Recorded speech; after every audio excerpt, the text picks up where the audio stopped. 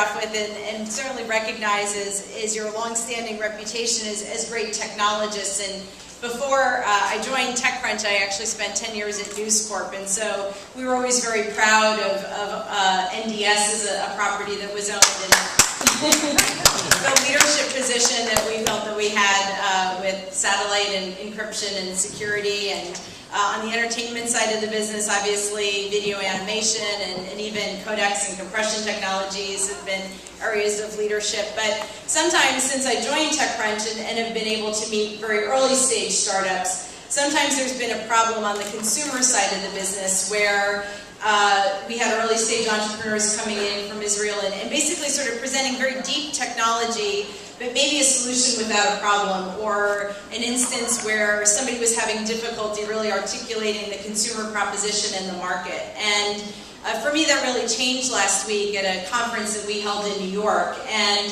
part of that conference included a startup competition. There were 500 applications that we narrowed down to 25 new product launches. And I'm pleased to announce that an Israeli-based company actually won that by the name of Saludo.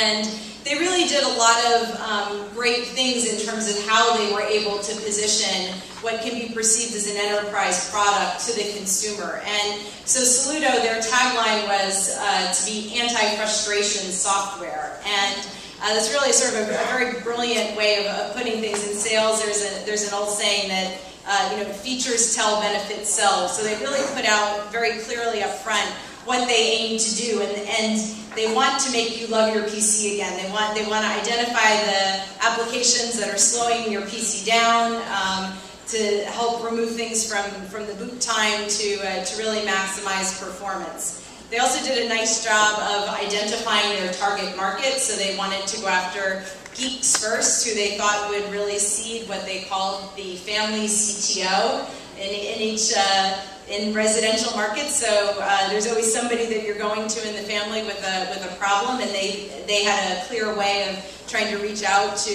those groups to help be their early adopter. They had a wonderful, clean user interface design, a clear financial model, which was freemium based. So the idea is that anybody can run their diagnostic tool. If you want to solve the problem yourself, that's free.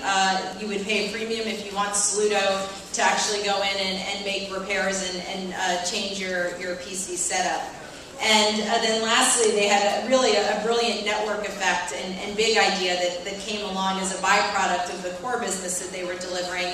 And that's what they were calling their PC genome product. And the idea is that the network effect of all the computers that they're able to see and analyze the applications that are running the best and worst would add a tremendous amount of transparency to the applications market around PCs and would help us all do a better job of being accountable for the applications that we're building and delivering to consumers. So that was a wonderful highlight that came out of our conference and a highlight out of the Israeli market.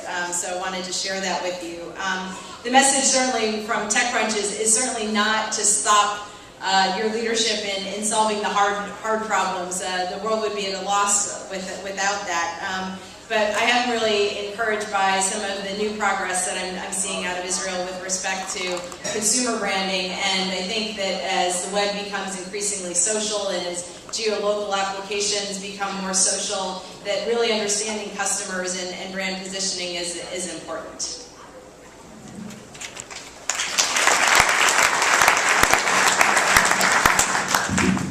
I think I will take the mic so we can pass it. First of all, I would like to thank Heather and TechCrunch for the great coverage they're doing for Israeli startup companies. The Israeli startups who are present here know that if we really want to know what's going on in Israel, we have to go and TechCrunch and read it. And as Heather said, personally, I think she continued the tradition of Fox News. As I always said in previous instances, we love the definition of objectivity of Fox News.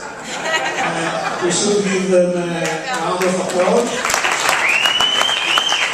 And we also love the definition of objectivity of TechCrunch. So thank you for Great coverage. Anybody of you want to learn more about Israel industry, go to TechCrunch, search for the Israel. You will see hundreds and thousands of articles, which is really not in any proportion to any other measure. This session is called Fireside Chat, and it's a kind of a free rolling. I don't know how much time Sharona will allow us. We will also try to get some Q&A from the people Moshe was introduced. The gentleman who is left to me is Randy Ditzler. Randy Ditzler, as Sharona introduced, is the partner in Sequoia, who is in charge of their Israeli activities. Those of you who didn't hear about Sequoia, you will be hearing of them. This is a starting venture capital fund which will have a great future in front of it. So far they have they had some minor early successes which give them some kind of credibility, and I will let Mandy, number one, to tell us a little bit about Sequoia, and number two, after you will learn what they have accomplished so far, I would like to ask him why they are coming to Israel and why they came to Israel. They are active in Israel for quite a long time and what they expect. So Randy, please. So forgive me, I conveniently lost my voice this morning, so I'll choke through this. We've been in Israel since 1999, so a little over 10 years. And as a firm since 1972. We invest in seed, early in growth, and technology. So I guess for us, Some of your successes. Some of our successes. Early days, National Semiconductor. Later days, things like Cisco, YouTube, Google, Yahoo, PayPal. We've been fortunate to be investors with great entrepreneurs and be partners with them for a long time. I think our hope for Israel is to grow large companies, as Moshe said. But I think we'll have to keep Moshe away from our companies for a few years to get that to happen. But so far in our portfolio, I hope we have some companies that will break out, but are happy to be in Israel and will continue to be investing in Israel for many years.